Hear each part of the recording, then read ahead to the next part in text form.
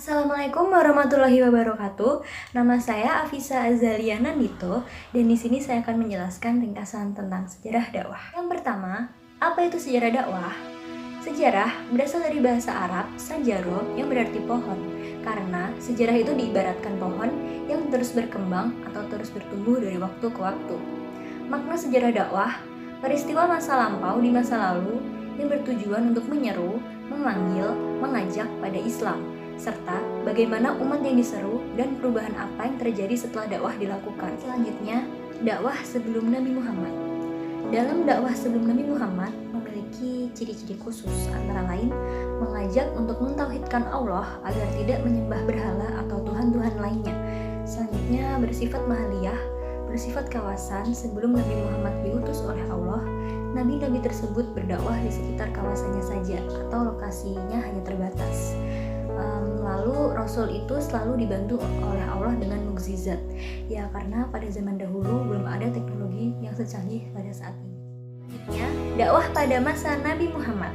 Salah seorang peneliti pernah mengatakan bahwa Nabi Muhammad adalah wujud personifikasi Al-Quran. Jika Al-Quran berwujud manusia, ya seperti itulah Nabi Muhammad.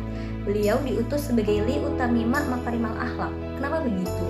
Ya, karena pada zaman jahiliyah di Arab, tradisi mengubur bayi perempuan secara hidup-hidup itu benar terjadi adanya.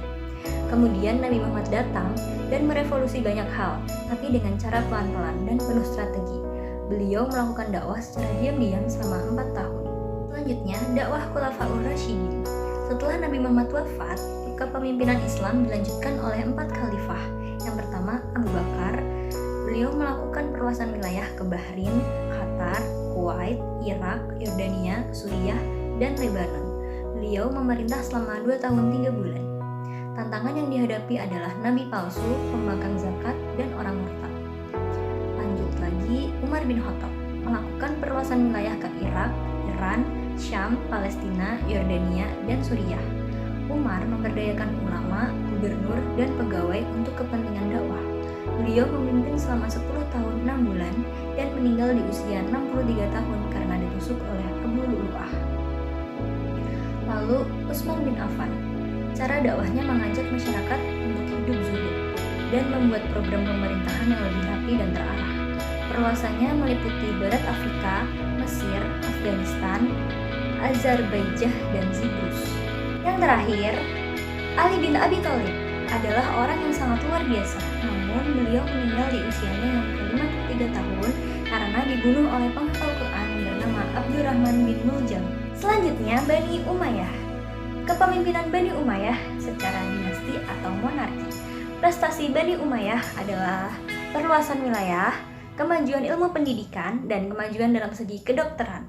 Ada pula keruntuhan dinasti Umayyah, antara lain moralitas turun, perang internal sesama saudara, korupsi, dan serangan Bani Abbasiyah. Selanjutnya, dakwah dinasti Abbasiyah.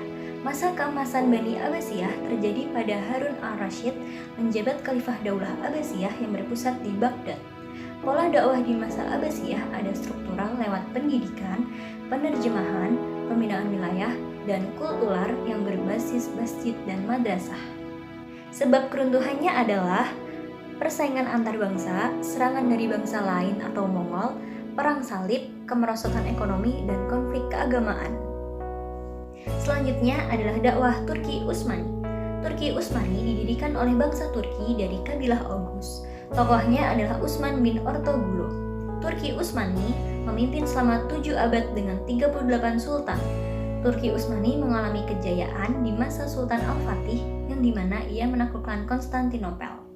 Lalu, sebab keruntuhan Turki Utsmani adalah wilayah kekuasaan yang sangat luas, penduduk yang heterogen, korupsi, lemahnya para penguasa, pemberontakan tentara Janissary, krisis ekonomi, dan kurangnya ilmu pengetahuan. Kemudian, dakwah Wali Songo. Salah satu ciri dakwah Wali Songo yaitu bertahap. Di Indonesia, sebelum adanya Islam, mayoritas warganya masih menganut Hindu-Buddha. Kemudian ada menyebut animisme atau dinamisme. Media dakwah yang dilakukan oleh Wali Songo salah satunya menggunakan wayang. Karena pada waktu itu, wayang merupakan pertunjukan yang disukai oleh masyarakat. Di sana, salah satu Wali Songo yaitu Raden Masyaid mempunyai rencana untuk melakukan pertunjukan wayang. Akan tetapi, isi pertunjukannya diganti dengan kisah-kisah para nabi. Selanjutnya, dakwah Asia Tenggara. Dakwah Asia Tenggara dilakukan secara damai, ramah, dan toleransi, meliputi Indonesia, Malaysia, Brunei, Thailand, Singapura, Filipina, dan Vietnam. Selanjutnya, dakwah di Cina dan Afrika. Islam masuk ke Afrika di masa umat Islam hijrah ke Ethiopia, dan pada masa Khalifah Umar Mesir ditaklukkan oleh Amr bin As di tahun 640 Masehi, dan Fastad menjadi ibu kota pertama Islam di Afrika. Penyebarannya melalui tarekat dan sufisme.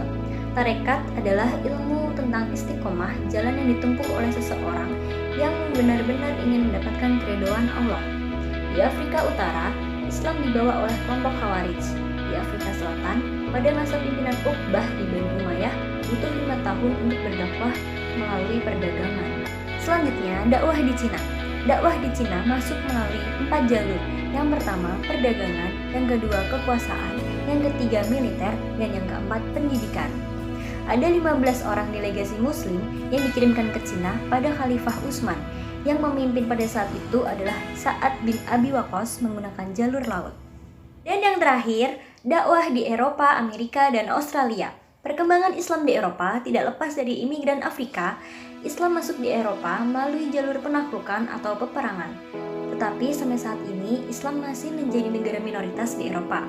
Namun, ada beberapa kontribusi Islam di Eropa pada waktu itu, baik budaya maupun sejarahnya. Contohnya, globe, peta, bahkan sabun juga berasal dari Islam.